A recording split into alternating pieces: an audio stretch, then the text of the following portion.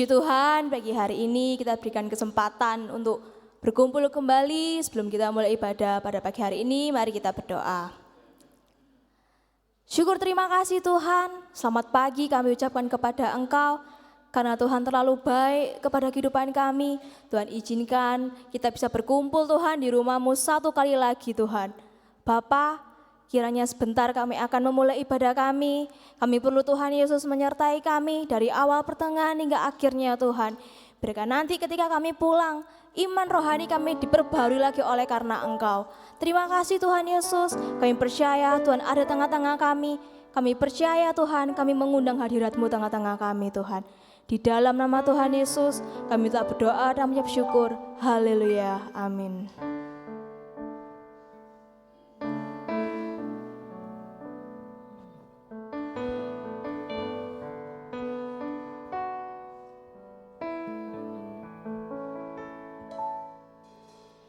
Yesus, kami puja, kami sembah sebagai Raja, berdiri di tengah kami, ditinggikan dan dipuji. Yesus, kami puja, kami sembah sebagai Raja, berdiri di tengah kami, ditinggikan dan dipuji.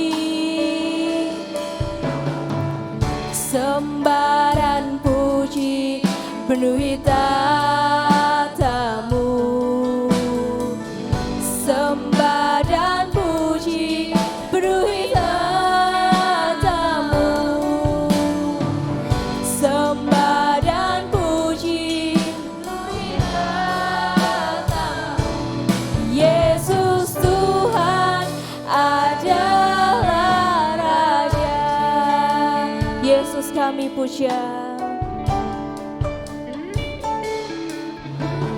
Yesus kami puja, kami sembah Engkau Tuhan, kami sembah sebagai Raja, berdiri di tengah kami, ditinggikan dan dipuji. Sekali lagi Yesus kami puja, Yesus kami puja, kami sembah sebagai Raja, berdiri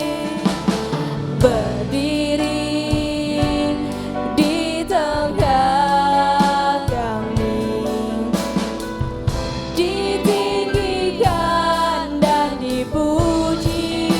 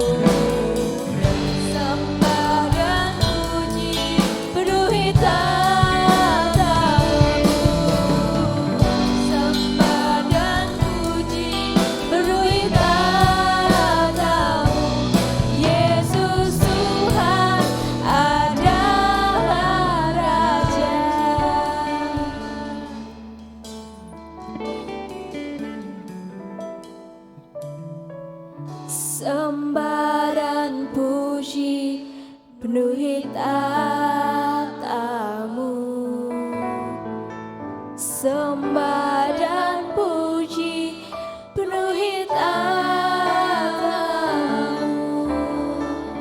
Sembah dan puji penuhi tamu. Yesus Tuhan adalah Raja. Sembah dan puji, kami menyembah-Mu Tuhan. Kami menyembah-Mu Tuhan tempat ini Tuhan. Karena kami percaya Kau ada tengah-tengah kami Tuhan. Kami menyembah-Mu Yesus dengan segenap hati kami Tuhan. Sembah dan puji penuhi tamu. Yesus Tuhan adalah Raja. Sembah dan puji penuhi tamu. Oh, sembah dan puji penuhi tamu. Sembah dan puji penuhi tamu. Yesus Tuhan adalah Raja. Yesus Tuhan adalah Raja. Sekali lagi Yesus Tuhan, Yesus Tuhan adalah Raja. Oh, Kau Raja kami menyembah-Mu Tuhan seumur hidupku.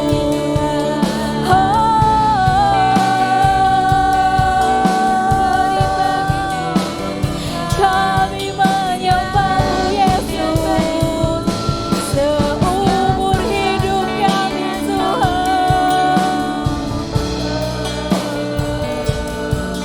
Haleluya.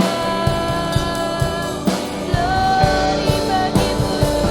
Kami menyembah-Mu Yesus. Kami menyembah Yesus.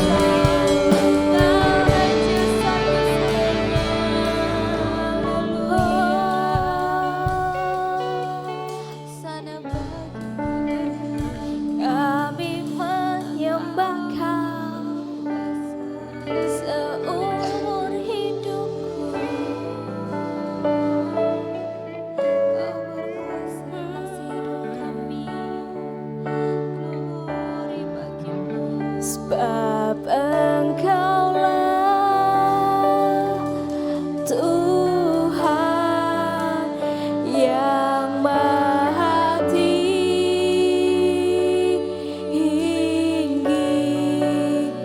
Kau dimuliakan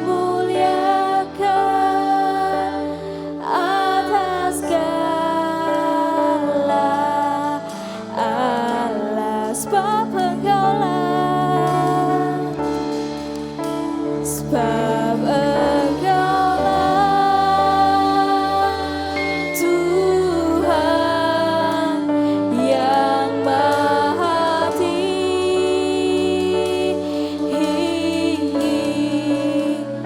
Kau dimuliakan atas segalanya.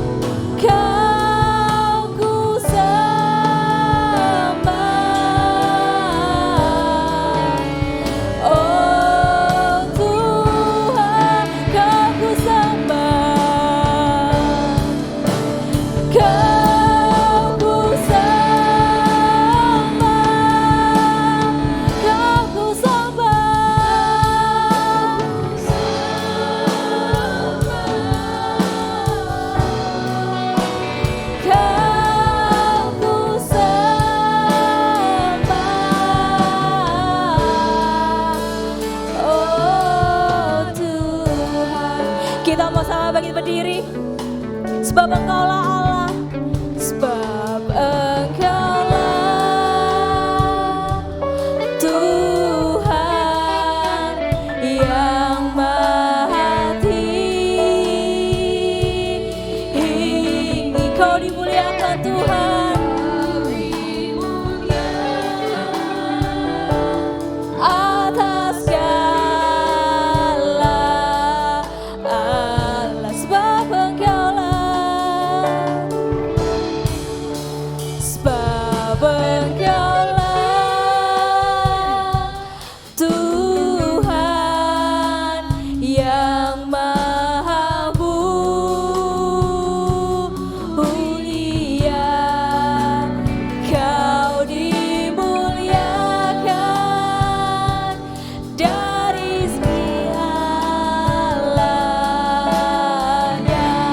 Kau ku sembah, kau ku sembah,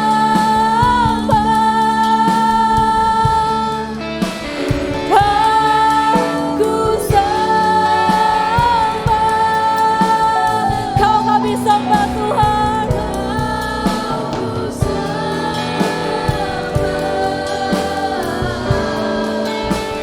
Oh Tuhan, kau ku sembah, kau ku sembah.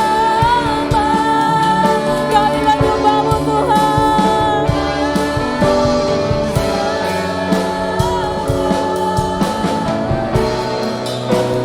Kau ku sembah,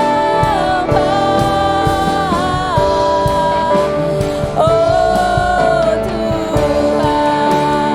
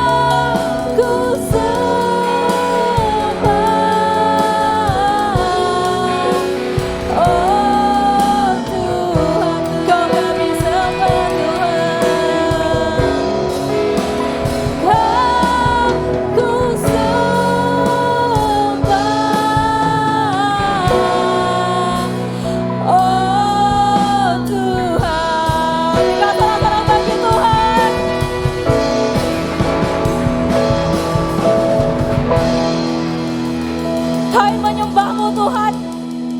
Kau ku menyembah-Mu seumur hidup kami Tuhan. Kami menyembah Engkau. Terima kasih Tuhan Yesus. Kau ciptakan lagu begitu indah Tuhan untuk kami naikkan ke hadirat-Mu Tuhan. Kami bersyukur Tuhan, pada pagi hari ini kami masih bisa menyembah Engkau Tuhan. Dengan segala kondisi yang kami alami, kami masih bersyukur Tuhan kami bisa menyembah Engkau Tuhan dengan segenap hati kami. Tuhan Yesus, kami akan lebih lagi bersorak-sorai Tuhan di hadirat-Mu. Karena kami suka Tuhan di hadirat-Mu, kami suka menyanyi, kami suka menaikkan puji-pujian bagi Engkau Tuhan. Karena kami cinta akan Engkau Tuhan. Terima kasih Tuhan Yesus, terima kasih ya Allah Roh Kudus. Di dalam nama Tuhan Yesus, kami siap memuji Tuhan. Haleluya, amin. Ada sukacita? Amin.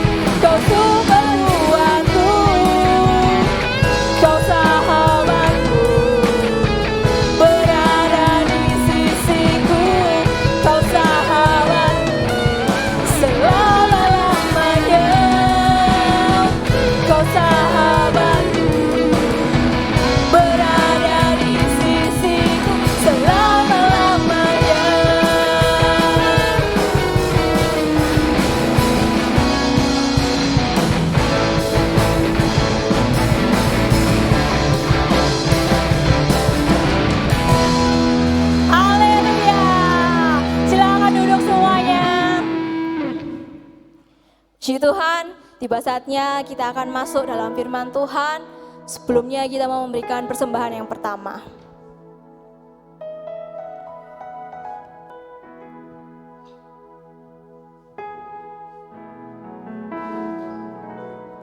Engkaulah jalan yang sempurna, janjimu murni bagai emas perak, perisai perlindungan, keselamatan.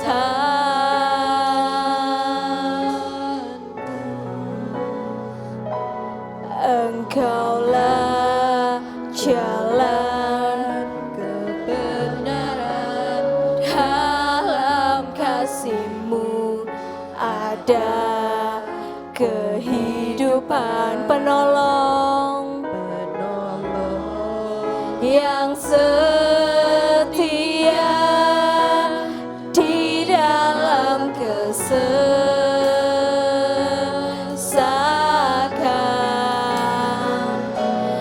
bagaikan langit yang membentang, begitu luas kasih Tuhan, tiada terhitung pertolongan-Mu dalam hidupku.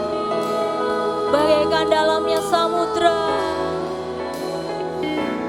bagaikan dalamnya samudra, berhidup dalam kasih Tuhan, tiada terhitung kesetiaan-Mu dalam hidupku.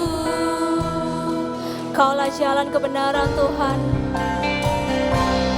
Engkaulah jalan yang sempurna, janji-Mu murni bagai emas perak, perisai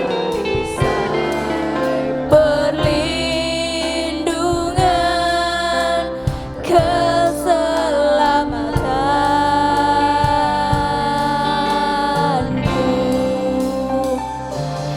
Engkaulah jalan kebenaran, dalam kasih-Mu ada kehidupan. Penolong yang setia di dalam kesesakan. Kita mau sama-sama berdiri. Bagaikan langit yang membentang, begitu luas kasih Tuhan, tiada terhitung pertolongan-Mu dalam hidupku. Bagaikan dalamnya samudra,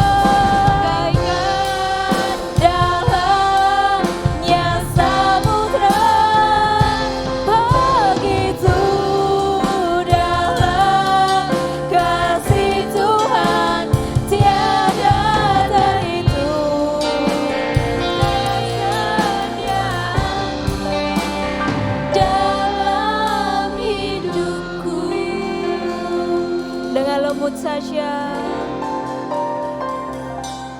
bagaikan langit yang membentang, begitu luas kasih Tuhan, tiada terhitung pertolongan-Mu dalam hidupku. bagaikan dalamnya samudra. Bagaikan dalamnya samudra, Begitu dalam kasih Tuhan tiada terhitung besarnya dalam hidupku.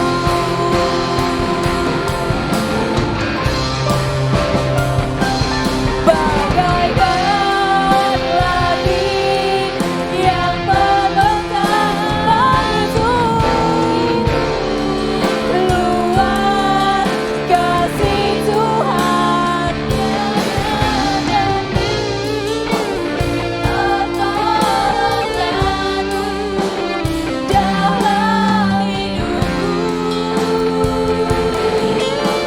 Bagaikan dalamnya samudra,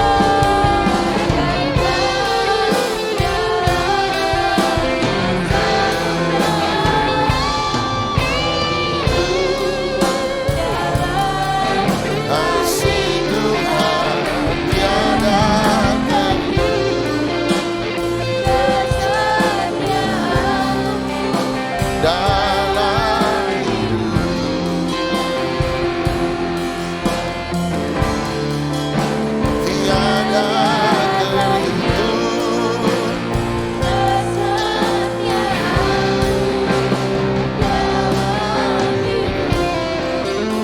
tiada terhitung, tiada terhitung, kesetiaanmu dalam hidupku.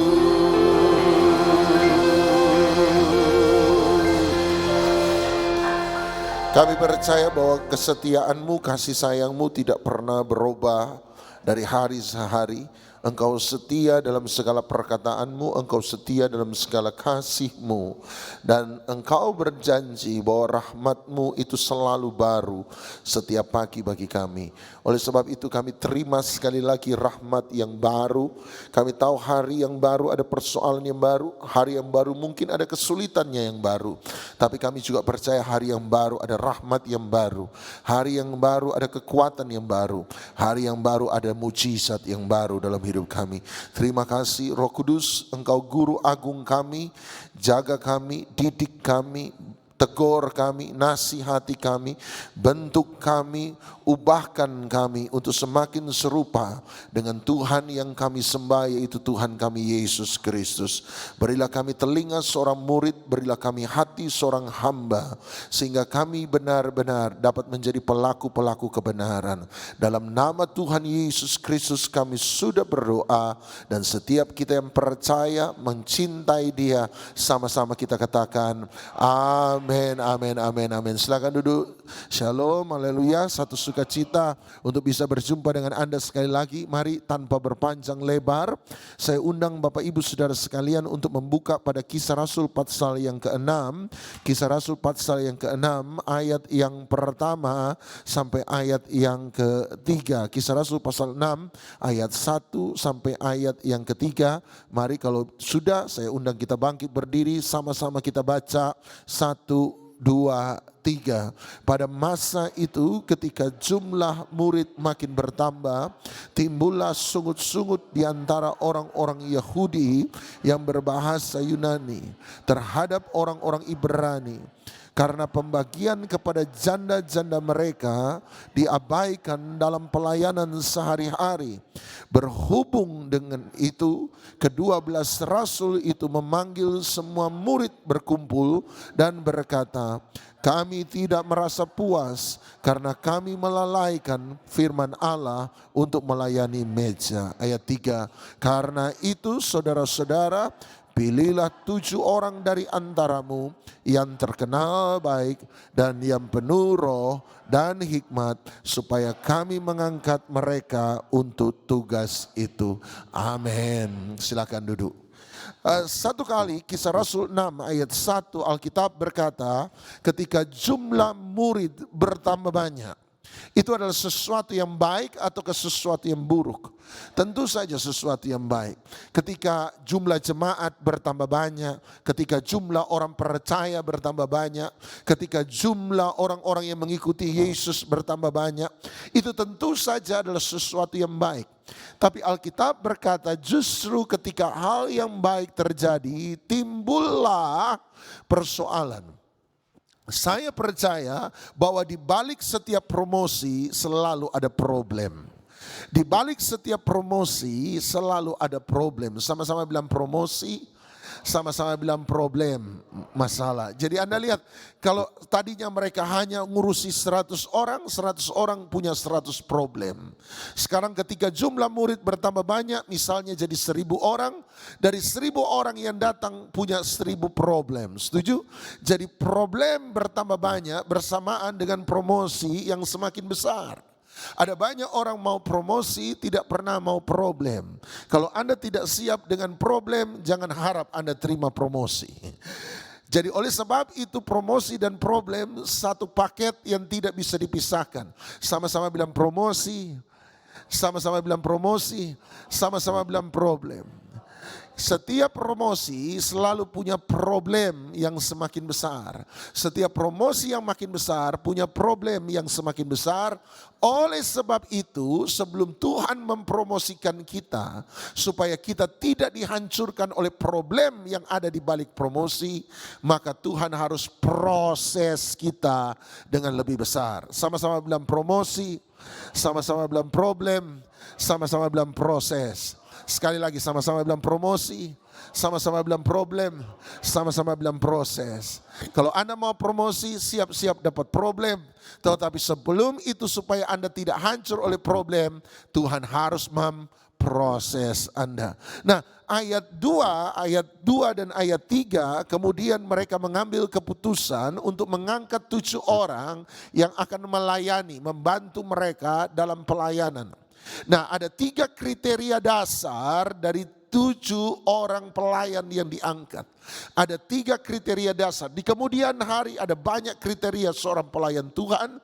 Tetapi sejak dari semula hanya ada 3 kriteria dasar seorang pelayan. Anda berkata, saya jemaat biasa Pak, saya bukan pelayan Tuhan. Berarti khotbah ini bukan untuk saya. Saya tidak percaya demikian. Saya percaya semua orang yang diselamatkan harus melayani. Semua orang yang diselamatkan harus melayani. Sebab pelayanan adalah ucapan syukur kita kepada Tuhan. Sebab kita sadar Tuhan sudah memberikan kepada kita keselamatan yang besar. Sekali lagi, pelayanan adalah wujud ucapan syukur kita kepada Tuhan. Sebab kita menyadari bahwa Tuhan telah memberikan kepada kita keselamatan yang besar. Oleh sebab itu orang yang sangat menghargai keselamatan, orang yang sudah menerima keselamatan sungguh-sungguh, mereka harus melayani. Mereka harus punya dorongan yang sangat kuat untuk melayani Tuhan sebagai ucapan syukur mereka terhadap keselamatan yang besar yang Tuhan telah beri. Oleh sebab itu semua anak Tuhan adalah hamba Tuhan. Sama-sama bilang semua anak Tuhan. Sama-sama bilang adalah hamba Tuhan. Sama-sama bilang semua anak Tuhan. Sama-sama bilang hamba Tuhan. Sama-sama bilang anak. Sama-sama bilang anak sekaligus hamba. Saya percaya Anda adalah anak Tuhan sekaligus hamba Tuhan. Amin. Ada 3 kriteria dasar. Nomor 1, terkenal baik. Nomor 2, penuh dengan roh. Nomor 3, penuh dengan hikmat. Nomor 1, terkenal baik. Nomor 2, penuh dengan roh. Nomor 3, penuh dengan hikmat. Nah, mari kita lihat nomor 1 saja dulu. Lihat Amsal pasal 31. Amsal 31 ayat yang ke-10.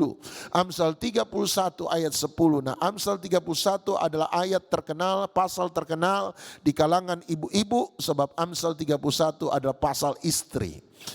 Amsal pasal 31 ayat 10. Anda berkata, kenapa Pak Doni pergi ke pasal istri? Sebab saya percaya konteks pertama Tuhan menciptakan istri adalah sebagai penolong. Sama-sama bilang amin. Jadi istri diciptakan nomor satu dalam fungsi sebagai penolong. Tetapi saya percaya fungsi penolong bukan hanya untuk istri. Fungsi penolong adalah untuk semua orang. Tuhan menciptakan manusia untuk menjadi penolong bagi manusia lain. Itu yang saya percaya. Jadi fungsi penolong bukan hanya diletakkan pada istri. Kalau fungsi penolong hanya diletakkan pada istri, makanya suami tidak perlu menolong. Kalau fungsi penolong hanya diletakkan pada istri, anak-anak tidak perlu menolong orang tua. Tetapi saya percaya fungsi penolong itu diletakkan pada semua orang. Sebab manusia diciptakan untuk menjadi penolong bagi manusia lain. Manusia diciptakan untuk menjadi penolong bagi manusia lain. Dalam konteks ini ada 3 hal, ada 3 wujud manusia. Dalam konteks ini ada 3 tipe manusia. Nomor 1, orang yang bikin masalah. Nomor 2, orang yang lagi punya masalah. Nomor 3, orang yang menolong orang lain untuk keluar dari masalah. Nomor 1, orang yang bikin masalah. Saya berdoa tidak ada nomor 1 di tempat ini. Amin. 3 orang yang bilang amin. Yang lain kayaknya enggak percaya. Rupanya masih ada yang tukang bikin masalah di sini. Nomor 2, orang yang punya masalah. Nomor 3, orang yang menolong orang lain untuk keluar dari masalah. Saya berharap nomor 1 tidak pernah ada di antara Anda. Saya berharap hanya ada nomor 2, nomor 3. Anda adalah orang yang sementara perlu ditolong atau Anda harus jadi orang yang mau menolong. Kalau Anda perlu ditolong, jadilah orang yang pantas untuk ditolong. Sebab ada orang ditolong tidak bertanggung jawab dengan pertolongan orang lain. Sudah ditolong bukannya berterima kasih, malah masih menghina orang lain.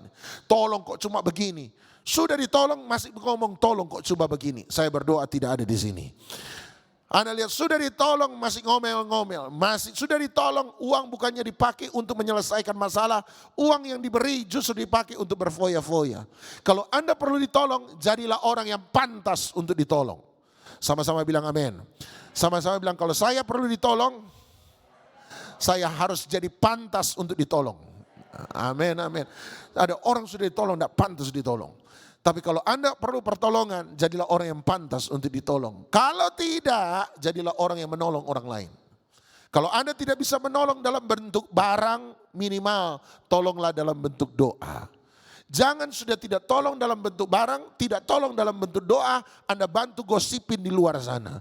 Kurang ajar sekali. Saya berdoa kita jadi penolong bagi orang lain. Nah, lihat Amsal 31 ayat 10.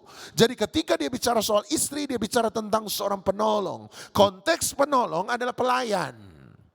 Berarti dia bicara tentang penolong yang cakap, istri yang cakap, penolong yang cakap, seorang pelayan Tuhan yang cakap. Siapakah yang akan mendapatkannya? Kenapa? Sebab dia lebih berharga daripada permata. Pemimpin yang mendapatkan seorang bawahan yang cakap, seorang penolong yang cakap, itu adalah pemimpin yang paling beruntung di seluruh dunia.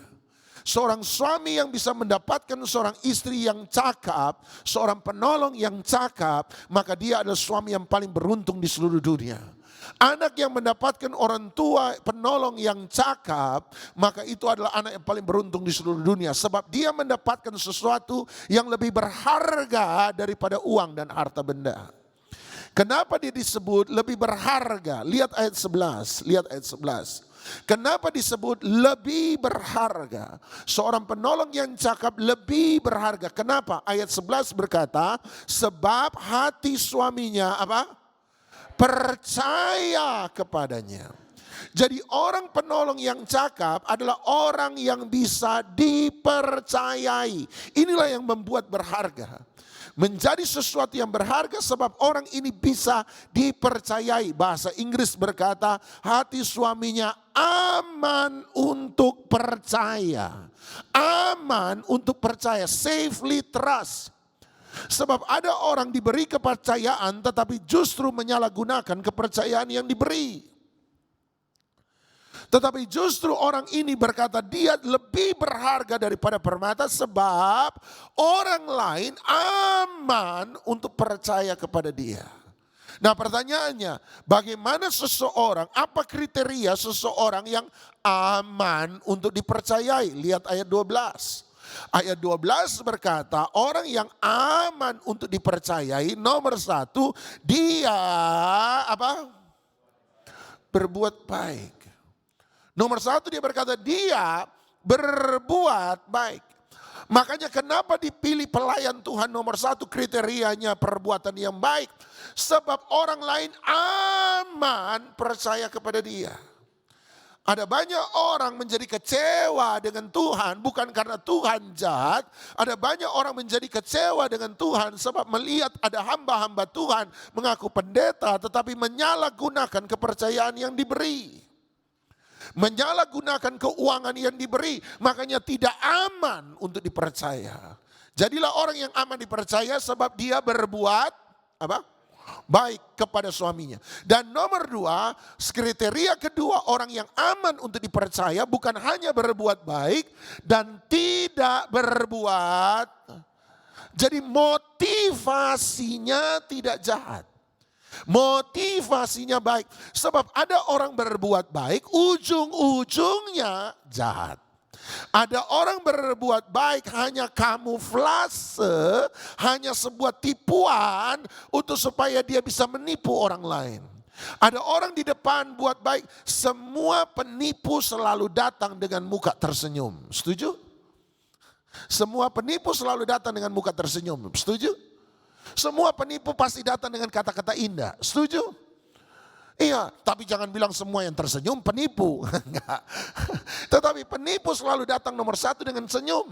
Selalu datang dengan kata-kata indah. Sebab kenapa? Dia mencoba mengkamuflase, menutupi maksud tujuan yang sesungguhnya.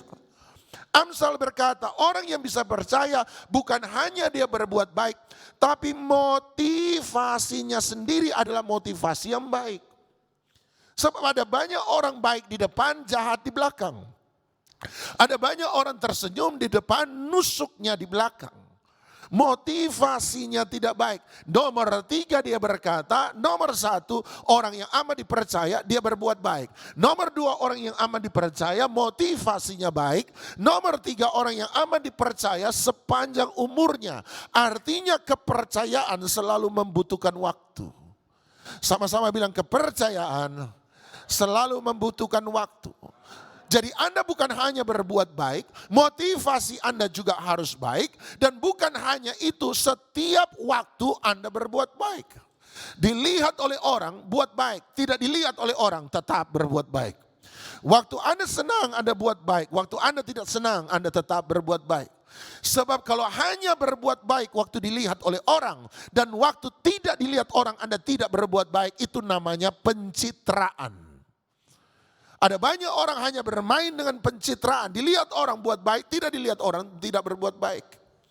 Dia berkata sepanjang umurnya, sepanjang waktu. Itu sebabnya kepercayaan selalu membutuhkan waktu. Itu sebabnya pula kepercayaan tidak bisa dituntut, kepercayaan hanya bisa diterima. Sekali lagi, kepercayaan tidak bisa dituntut, kepercayaan hanya bisa diterima. Sama-sama bilang kepercayaan tidak bisa dituntut, kepercayaan hanya bisa diterima.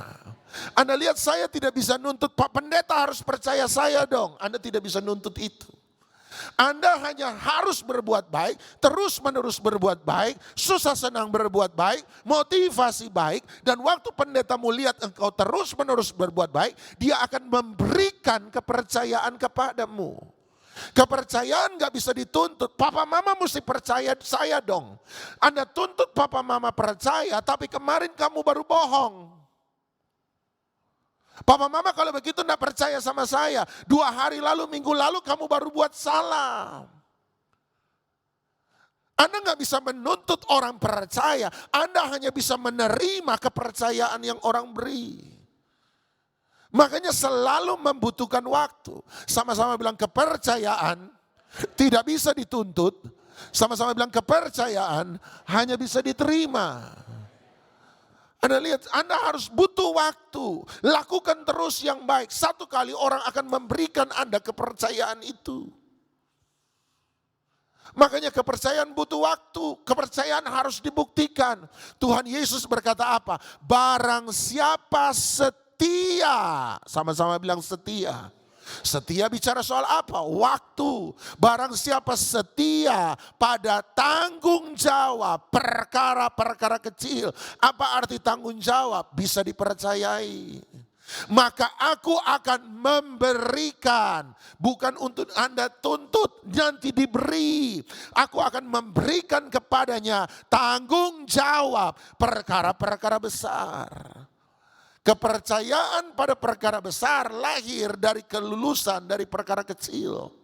Anda harus lulus dulu yang kecil, baru Anda bisa menerima yang besar. Kita menuntut yang besar, kita tidak setia dengan kecil. Lupa semua yang besar dimulai dari yang kecil. Ada banyak orang selalu nuntut kepercayaan. Minta dimengerti, tidak pernah belajar mau mengerti.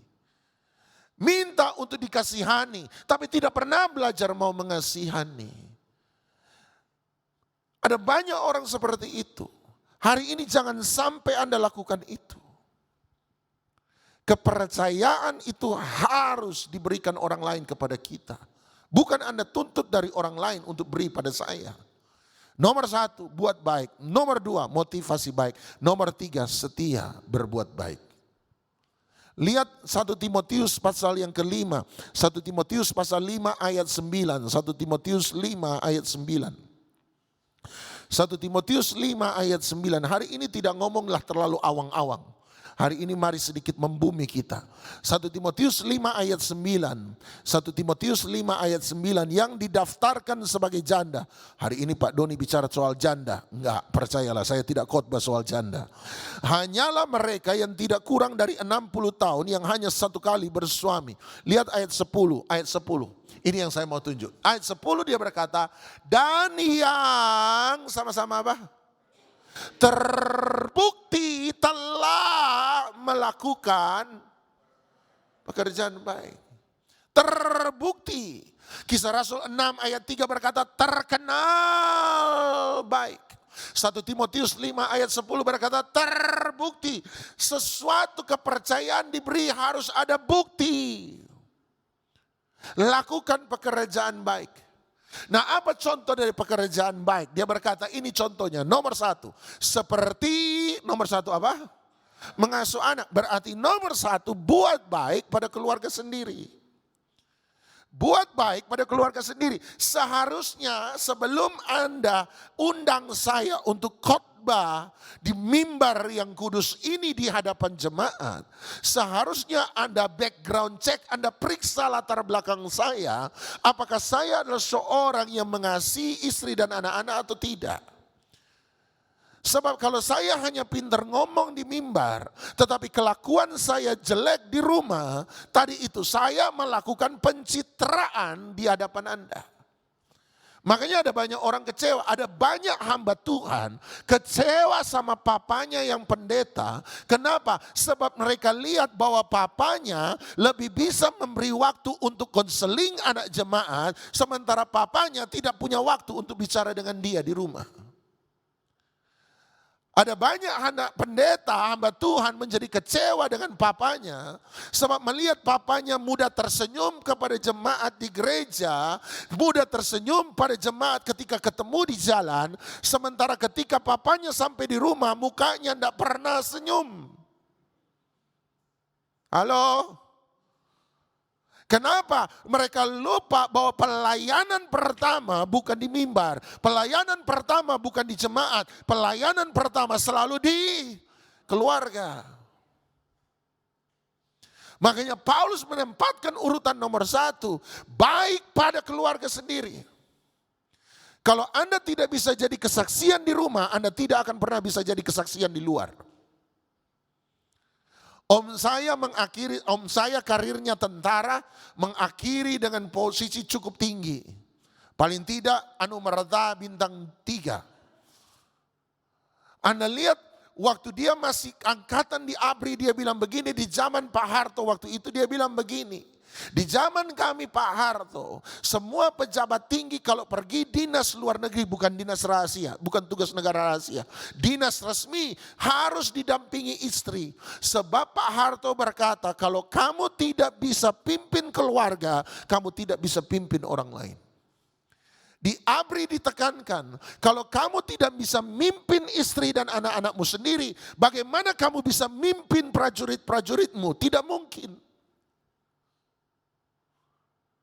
Saya percaya bahwa nomor satu perbuatan baik harus ditemukan dalam keluarga.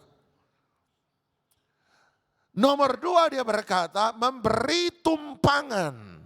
Kepada siapa? Orang asing. Berarti nomor dua beri kebaikan kepada orang asing. Nomor satu buat baik sama keluarga, nomor dua buat baik sama orang asing. Bapak Ibu, misalnya satu kali saya ada di restoran, saya tidak kenal Anda kenal saya. Jadi Anda lihat saya tidak tahu siapa Anda. Waktu di restoran Anda lihat satu kali saya panggil pelayan, mbak sini mbak. Kemudian saya berkata, mbak mana pesanan saya yang satu. Kemudian pelayan itu berkata, ya pak maaf pak saya lupa catat. Kemudian Anda lihat saya gebrak-gebrak meja dan berkata, pelayan goblok. Nggak tahu siapa saya. Kemudian saya bilang, saya pendeta terkenal. Astagfirullahaladzim. Pulang Anda pasti lapor sama gembala Anda. Anda bilang, aduh Bu Gembala, saya lihat Pak Dodi lagi di restoran ngamuk-ngamuk sama pelayan. Itu masa pendeta begitu Pak, masa pendeta begitu Bu. Saya harus buat baik sama orang asing. Saya ini pernah ketinggalan pesawat gara-gara pendeta itu. Satu kali saya di Jakarta mau pulang di Surabaya agak terlambat. Yang ngantarnya agak macet-macet sebagainya, agak mepet waktunya sampai di airport. Sudah sampai masih antri, lari cepat-cepat geret koper, antri di counter. Masih antri, saya terpaksa antri walaupun sudah mepet sambil berdoa, ya Tuhan percepatkan langkah orang yang di depan. Supaya cepat minggir. Puji Tuhan cepat saudara, antriannya cepat. Saya maju, waktu giliran saya mau maju, ada dua orang ibu klutuk, memang power of emak-emak. Klutuk nyerobot depan saya sambil bilang sama petugas, Pak pesawat ke Surabaya Pak sudah terlambat. Sebab itu memang sudah boarding, sudah setengah jam sebelum take off jadi sudah boarding. Ayo Pak terlambat Pak. Petugas di counter berkata, astaga Bu kenapa baru datang sekarang, cepat Bu sudah boarding Bu. Dia ketik, ayo Bu, dia kasih ini tiketnya, langsung pergi ke gate. Nggak usah urus koper nanti urus di pesawat. Saya dengar itu, saya langsung berkata selesai dia serahkan tiket sama dua orang ibu. Ibu itu langsung pergi, saya berkata, Pak saya juga pesawat ke Surabaya. Dua orang di belakang saya berkata, saya juga Pak. Rupanya kita 3 orang anak manis. Sudah terlambat masih antri. Saya percaya standar pendeta harus lebih tinggi daripada orang lain. Sama-sama bilang standar orang percaya harus lebih tinggi daripada orang yang tidak percaya. Saya bilang, Pak saya juga pesawat yang sama Pak. Sudah terlambat kan, ayo Pak. Dia bilang, Pak kenapa baru ngomong sekarang? Loh Pak, saya bilang kan saya antri Pak. 2 orang ibu tadi kan nyerobot antrian saya. Yang menyerobot Bapak layani kan saya, Bapak nggak layani. Sekarang saya kasih tahu, saya juga pesawat yang sama. Ayo Pak. 2 di belakang, iya Pak kita juga Pak. Kemudian petugas di counter berkata, mohon maaf Bapak-bapak. Tadi selesai saya ketik 2 orang ibu tadi, saya langsung close komputernya. Saya pikir sudah nggak ada penumpang, saya close. Oh saya bilang, tapi Pak 2 tadi kan nyerobot. Yang nyerobot Bapak layani, kenapa kita yang antri Bapak nggak layani? 2 orang juga, iya 2 nyerobot. Dia berkata, mohon maaf Bapak-bapak tolong urus di luar. Urus di luar itu di maskapai, counter maskapai saya sudah tahu. Kalau suruh ke counter maskapai, tiket angus harus cari tiket baru. Sudah tahu, oh 2 orang di belakang saya tidak terima. Yang nyerobot kamu layani, kita yang antri kamu tidak layani. Ayo buka lagi, ayo buka lagi. Ayo buka, mereka ngeyel-ngeyel, saya jalan sambil tertunduk keluar. Yang ngantar saya tanya, gimana Pak Pendeta bisa terbang? Saya bilang mohon maaf, tadi saya antri. Yang ngantar langsung berkata, ya ampun Pak Pendeta sudah terlambat kok pakai antri. Saya bilang, iya saya antri, saya pikir masih bisa. Pas giliran saya 2 orang ibu nyerobot. Yang nyerobot naik pesawat, yang diserobot tidak naik pesawat. Petugas counter berkata, urus di maskapai. Dia berkata, jangan Pak Pendeta, kalau ngurus di maskapai pasti ganti tiket. Marah-marah Pak di counter Pak, jangan keluar dari counter. Bapak ini harusnya marah. Saya bilang, tidak bisa marah saya. Dia tanya, kenapa Bapak tidak bisa marah? Saya jawab, pendeta. Anda bilang apa kalau saya gebrak-gebrak meja di counter? Kasih tiket. Tidak tahu siapa saya, pendeta hamba Tuhan. Bapak surgawi saya yang punya langit dan bumi. Harusnya kamu bayar sama Bapak surgawi saya. Anda bilang ini pendeta aneh.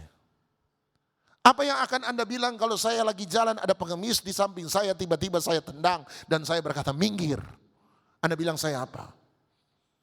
Buat baik bukan hanya pada keluarga, buat baik pada orang asing. Kalau Anda bisa tolong, tolong. Kalau Anda tidak bisa tolong, doakan dia. Nomor 3 dia berkata, nomor 1 buat baik sama keluarga. Nomor 2 buat baik sama orang asing. Nomor 3 membasuh kaki saudara-saudara seiman. Buat baik kepada siapa? Saudara-saudara seiman. Nomor 4 dia berkata menolong orang yang hidup dalam kesesakan. Nomor 1 buat baik sama keluarga. Nomor 2 buat baik sama orang asing. Nomor 3 buat baik sama orang asing. Nomor 4 buat baik kepada mereka yang ada dalam masalah. Kemudian Paulus berkata daripada repot-repot pikir nomor 1, nomor 2, nomor 3, nomor 4. Paulus berkata pendeknya. Sama-sama bilang pendeknya. Bilang sama sebelah pendeknya. Sama-sama bilang pendeknya mereka yang telah menggunakan segala kesempatan untuk berbuat baik. Gunakanlah segala kesempatan untuk berbuat baik. Efesus pasal yang kedua, Titus pasal kedua, maafkan saya. Titus pasal kedua, Titus pasal 2 ayat yang ketiga, Titus pasal 2 ayat yang ketiga, Titus pasal 2 ayat yang ketiga. Titus pasal 2 ayat 3, demikian juga perempuan-perempuan yang tuanakan. Pak Doni khotbah janda lagi. Enggak, saya enggak khotbah janda. Hendaklah mereka hidup sebagai orang-orang beribadah. Janganlah menfitnah. Jangan menjadi hamba anggur. Tetapi sama-sama bilang apa? Cakap mengajarkan hal-hal yang baik harus diajar. Kenapa kita beribadah? Paulus berkata, latihlah dirimu beribadah, sebab dalam ibadah Anda dilatih. Kalau Anda lihat ada sampah di sekitar Anda, walaupun sampah itu dibuang oleh orang lain, dalam rumah Tuhan Anda ambil. Kenapa? Sebab Anda sementara dilatih. Kalau di luar Anda cerewet, waktu masuk dalam rumah Tuhan, berhenti cerewet. Kenapa? Sebab Anda sementara dilatih. Kalau di luar Anda tukang gosip, waktu masuk rumah Tuhan berhenti gosip sebab kenapa? Anda sementara dilatih. Kalau di luar Anda sembarangan, pakai baju sembarangan, waktu masuk rumah Tuhan pakai yang rapi. Kenapa? Sebab Anda sementara sementara dilatih. Semua yang baik harus dilatih. Disiplin harus dilatih. Kalau Anda suka terlambat, waktu datang rumah Tuhan jangan terlambat. Kenapa? Sebab Anda sementara dilatih. Ketaatan perlu dilatih, kesetiaan perlu dilatih, kemurnian perlu dilatih, kekudusan perlu dilatih. Semua itu perlu dilatih, disiplin perlu dilatih. Puluhan tahun ikut Tuhan tidak bisa doa makan depan umum keterlaluan. Mari ibu ini, mari bapak ini doa makan. Karena di depan 5 orang, 10 orang. Doa makan masih nunjuk-nunjuk. Astagfirullah.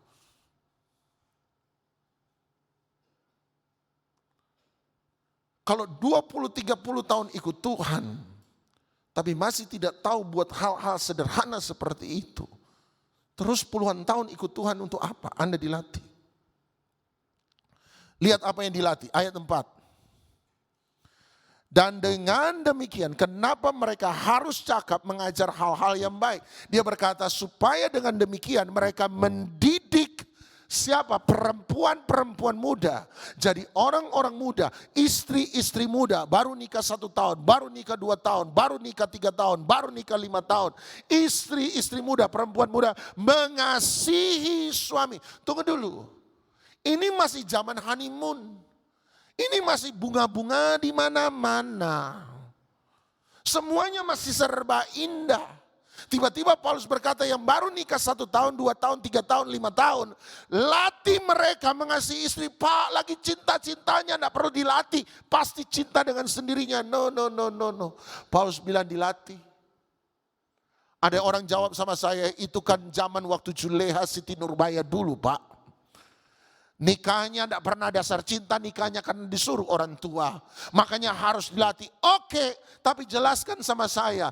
Melatih, mendidik perempuan-perempuan muda mengasihi suami dan bukankah natur alamiah seorang ibu, sifat alami seorang ibu adalah mencintai anaknya? Setuju? Tiba-tiba Paulus berkata, didik perempuan muda untuk mencintai anak-anaknya juga. Aneh bukan? Kita pikir itu bawaan. Umumnya itu sudah bawaan, gak perlu disuruh. Seringkali bahkan ibu-ibu itu lebih cinta anak daripada cinta suami. Tidak ada di sini, tidak ada.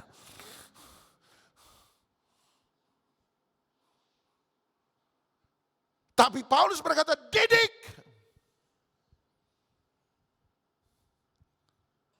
Kenapa? Sebab standar kita mengasihi orang seringkali tidak sama dengan standar Tuhan mengasihi orang. Terus ayat 5. Hidup bijaksana dan suci. Bijaksana dan suci harus dilatih. Rajin mengatur rumah tangganya. Itu harus dilatih. Baik hati dan taat pada suaminya. Nah, ini perlu banyak istri-istri memang dilatih untuk baik hati sama suami. Baik hati dan taat pada suaminya. Itu harus dilatih. Yang terakhir sama-sama dia berkata, agar sama-sama apa? Firman Allah jangan dihujat orang. Kekristenan dihujat orang seringkali bukan karena Tuhan kita jahat. Kekristenan seringkali dihujat orang sebab orang Kristennya yang jahat. Buat baik agar firman Allah yang kita beritakan jangan dihujat orang. Latih. Itu saya bilang 25 tahun ikut Tuhan. Terus Anda bilang masih bergumul soal mengampuni orang.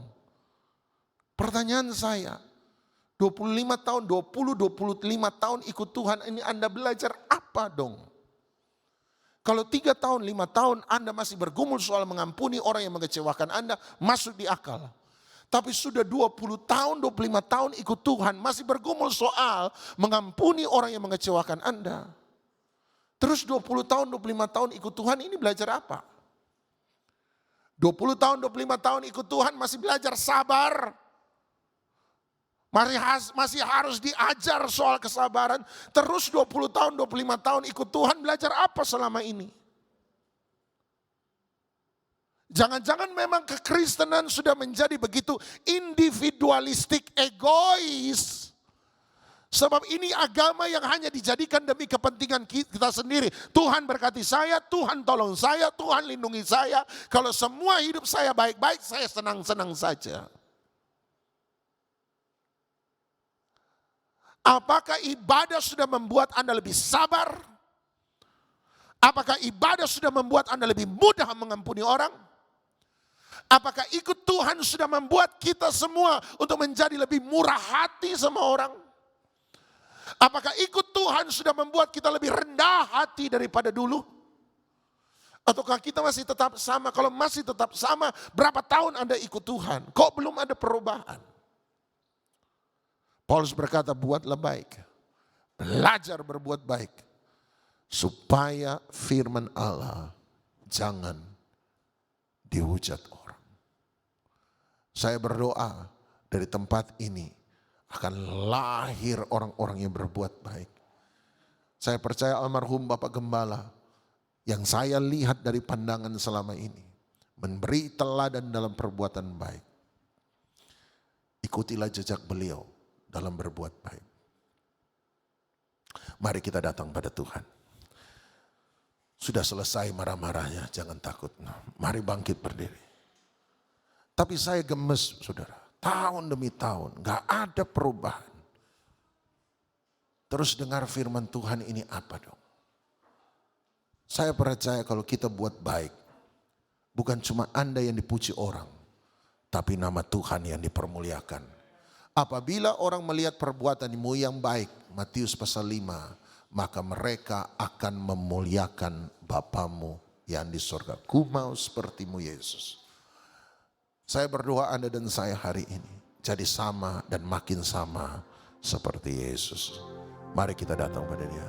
Ku mau sepertimu Yesus, disempurnakan selalu dalam segenap jalanku,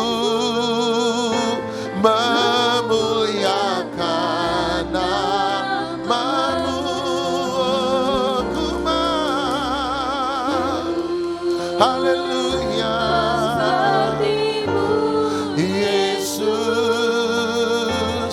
disempurnakan selalu dalam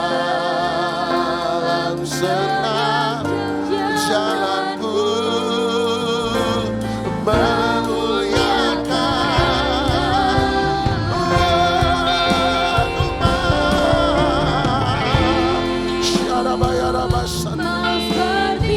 terima kasih, Kau baik, Kau baik.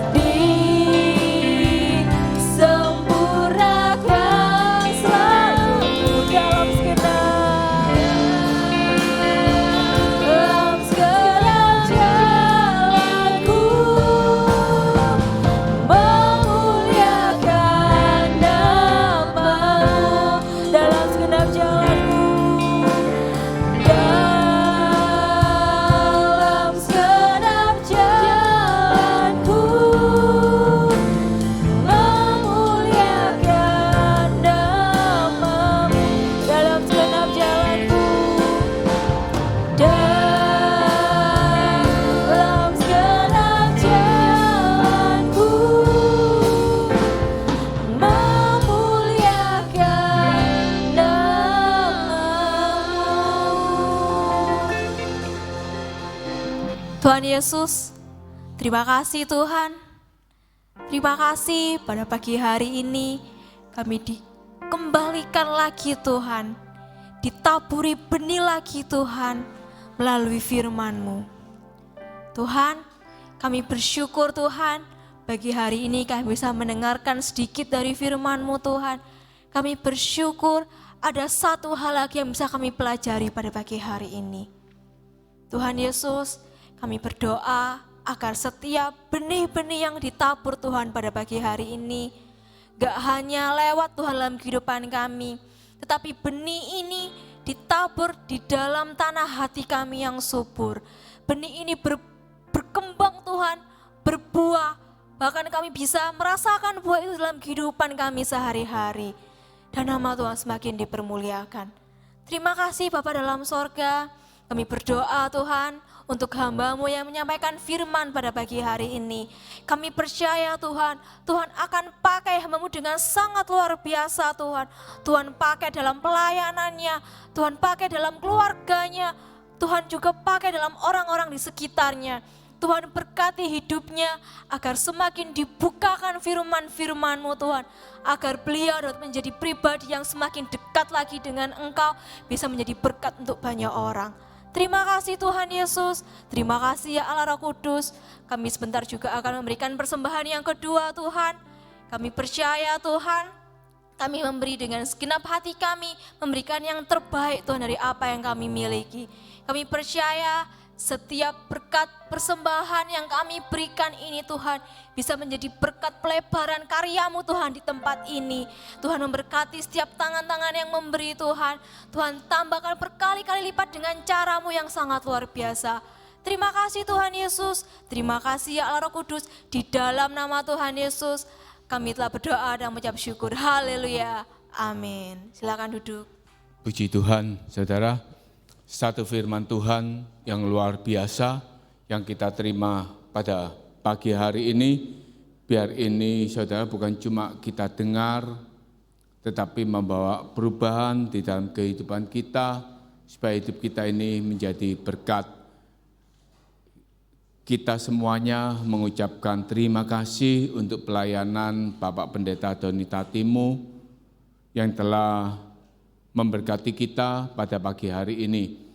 Berita Gereja, acara ibadah di tempat ini, setiap hari Selasa di gereja diadakan ibadah wanita yang dimulai jam 4 sore, kemudian setiap hari Kamis di gereja diadakan ibadah doa puasa yang dimulai jam 8 pagi, dan ibadah doa malam masih secara online lewat aplikasi Zoom setiap hari Jumat jam 7 malam. Sekali lagi saudara, saya mengajak jemaat untuk bisa bergabung di dalam ibadah doa malam ini. Dan setiap hari Sabtu ibadah kaum muda jam 7 malam, dan hari Minggu seperti hari ini pagi hari setengah 8 pagi ibadah raya atau ibadah umum. Saudara, biar menjadi keterbebanan kita supaya ibadah sekolah minggu bisa diadakan, saudara, karena seringkali menjadi kerinduan saya juga seluruh staf gembala supaya ibadah sekolah minggu ini bisa dibuka kembali. Jadi kita dukung juga, mungkin ada anak-anak, cucu-cucu yang siap untuk bergabung di dalam ibadah sekolah minggu supaya bisa disampaikan. Dan kita juga terus dukung berdoa bagi Ibu Gembala yang dalam pemulihan, supaya minggu depan Ibu Gembala bisa kuat untuk datang di tempat ini untuk bersama-sama ibadah bersama dengan kita. Saudara, karena Ibu Gembala masih ada dalam pemulihan, untuk jadwal ibadah bulan November, bulan depan ada sedikit perubahan. Tanggal 3 November seharusnya Ibu Gembala yang khotbah dengan perjamuan kudus diubah. Minggu depan ibadah firman Tuhan akan dilayani oleh Bapak Ferry Siswanto. Dan untuk minggu kedua baru akan dilayani oleh Ibu Gembala dengan perjamuan kudus. Jadi minggu depan perjamuan kudus ditunda mundur ke minggu kedua. Jadi supaya ini diperhatikan, minggu depan tanggal 3 akan dilayani oleh Bapak Ferry, Ibu Gembala tanggal 10 November, tanggal 17 November Bapak Yudi, dan tanggal 24 November kembali tim MLC dari Semarang yang akan melayani. Jadi ini jadwal untuk bulan November. Kemudian dan yang terakhir saudara, sejak enggak ada Bapak Gembala, mungkin kita sedikit kehilangan panutan saudara. Tapi gereja membuka bagi jemaat yang membutuhkan konsultasi, jemaat yang membutuhkan bantuan doa, jemaat yang mengalami problem hidup. Saudara, silakan saudara bisa menyampaikan kepada kami para staf gembala. Nomor kami ada di grup WA staf gembala, atau jika jemaat ada kesulitan dengan penggunaan telepon atau apa, bisa disampaikan secara lisan waktu ketemu di gereja, minta waktu untuk bicara, atau mungkin malu untuk berbicara empat mata, bisa mungkin saudara tulis dalam surat, saudara sampaikan keperluan saudara apa, kebutuhan saudara apa, dan kami para staf gembala siap mendukung semua jemaat. Amin saudara. Apa menjadi problem saudara? Apa menjadi pergumulan saudara? Kalau dulu mungkin kita bisa menyampaikan kepada Bapak Gembala, mungkin sekarang saudara kehilangan waktu, tidak ada Bapak Gembala, kesulitan, nggak ada yang diajak bicara, nggak ada yang diajak sharing. Silakan saudara lewat WA, silakan minta waktu untuk berbicara, silakan tulis di dalam surat, sampaikan kepada kami staf gembala. Misalnya itu bersifat pribadi, kami juga siap menjaga kerahasiaan jemaat. Amin saudara. Kita mau saling support di gereja ini saudara. Kita mau saling sama-sama bertumbuh di gereja ini. Dan kerinduan kami semua staf gembala, jemaat ini mencintai, bukan cuma mencintai Tuhan, tapi juga mencintai rumah Tuhan ini. Jemaat ini terbeban dengan pekerjaan di rumah Tuhan ini, sama-sama kita bergerak, sama-sama kita maju, sama-sama kita berbuah. Amin saudara, demikian berita yang saya sampaikan, saya kembalikan kepada WL. Puji Tuhan, pengumuman lain tidak ada, kita mempersiapkan persembahan kedua. Kau hiasi kehidupanku dengan kemurahan-Mu. Kau rancangkan masa depanku penuh dengan harapan. Aku ada saat ini, semuanya karena kasih-Mu.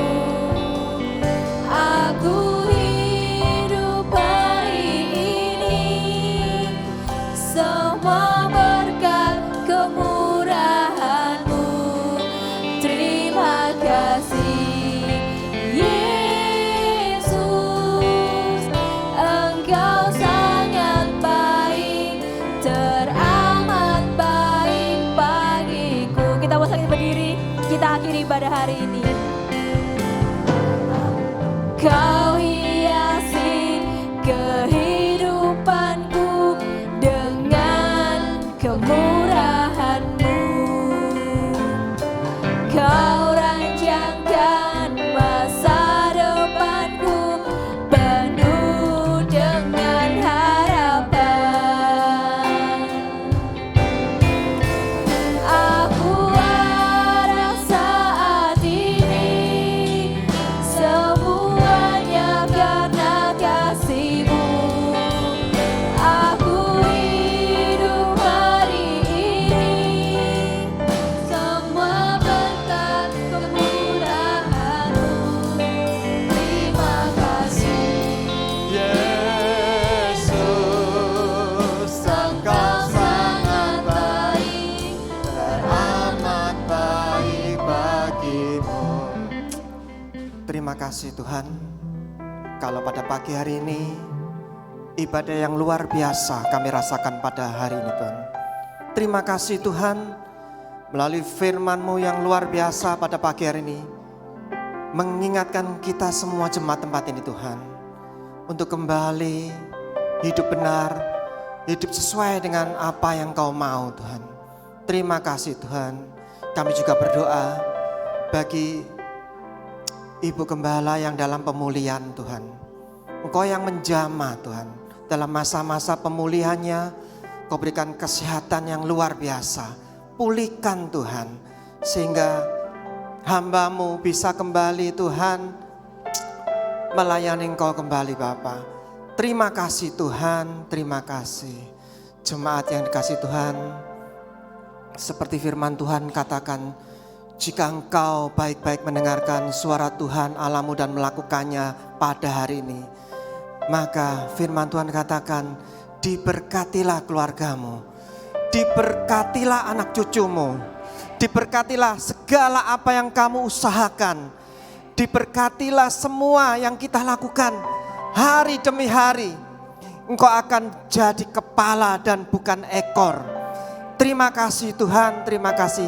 Mari kita mengangkat tangan kita. Terima kasih Tuhan, kita mau pulang membawa berkat dari Allah Bapa, cinta kasih Tuhan Yesus dan persekutuan dengan Roh Kudus menyertai kita semua mulai hari ini sampai Maranatha. Di dalam nama Tuhan Yesus, mari sama-sama kita katakan amin, haleluya. Aku ada